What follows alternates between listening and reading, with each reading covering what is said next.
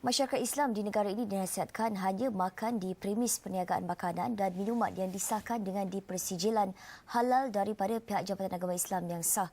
Ia sekaligus memastikan makanan berkenaan mematuhi standard piawaian halal yang ditetapkan Jabatan Agama Islam Sarawak JAIS. Menteri Muda Hal Ehwal Islam Sarawak Datuk Daud Abdul Rahman berkata, Jabatan Kemajuan Islam Malaysia JAKIM dan JAIS sentiasa memantau premis yang diberikan persijilan halal untuk memastikan pemilik tidak melanggar peraturan. Walaupun demikian, jika ada keraguan daripada masyarakat Islam tentang produk-produk halal tersebut, mereka sepatutnya mengemukakan keraguan mereka kepada agensi-agensi yang berkenaan. Bagi kita di Sarawak, Jabatan Agama Islam Sarawak milik halal.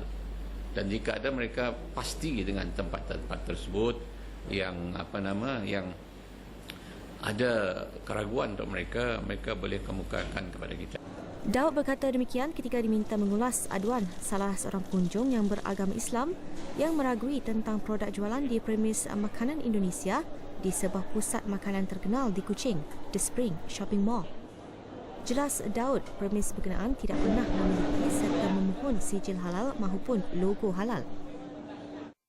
Bagi Spring tadi, seperti apa yang kita tahu, mereka tidak pernah memohon untuk mendapat sijil halal.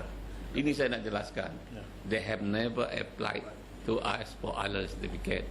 Jadi, bagi kita untuk memohon sijil halal ini ialah secara sukarela.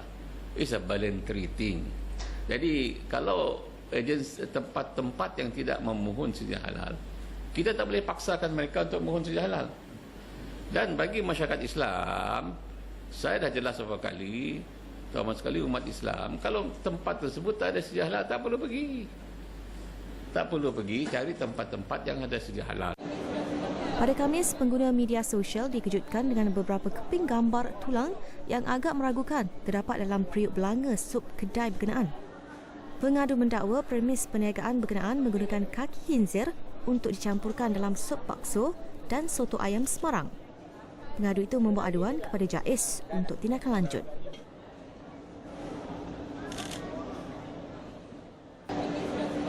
Sementara itu, isteri pemilik premis perniagaan berkenaan, Niluh Ayu Ari Mulyandri, menafikan pihaknya menggunakan produk berunsur khinzir kerana mematuhi polisi di pusat membeli belah berkenaan.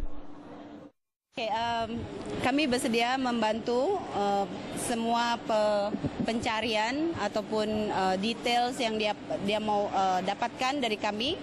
Jadi kami siap dalam segala pertanyaan ataupun barangan-barangan yang memang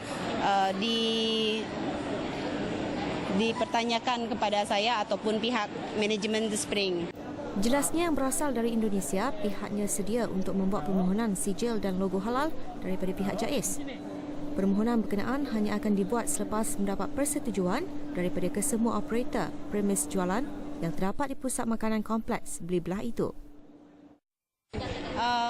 Saya tidak ada rasa sebarang apa, karena saya pun tahu bahawa apa yang saya masak itu bukannya seperti yang dituduhkan.